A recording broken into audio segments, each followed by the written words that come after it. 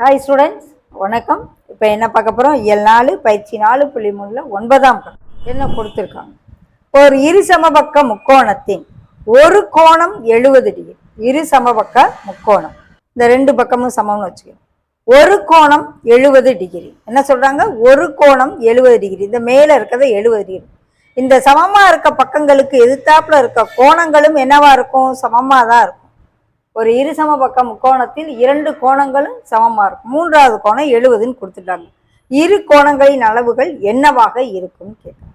So 70 degree plus X degree plus X degree is equal to எவ்வளவு? 180 degree. ஏன்னா ஒரு முக்கோணத்தின் மூன்று கோணங்களின் கூடுதல் 180 டிகிரி. இது ஏன் ரெண்டு எக்ஸ் எக்ஸ்ன்னு போட்டேன்? இரு சம பக்கம் கேள அந்த சம பக்கங்களுக்கு எதிர்த்தாப்புல இருக்க கோணங்களும் சமமாக இருக்கும். ஓகே, அப்போ இது 70 டிகிரி ப்ளஸ் இது எக்ஸ் எக்ஸை ஆட் பண்ண என்ன ஆகும்? 2x.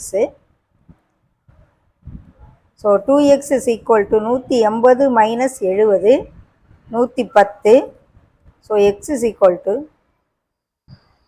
55 டிகிரி. மற்ற இரு கோணங்களும் 55 டிகிரி.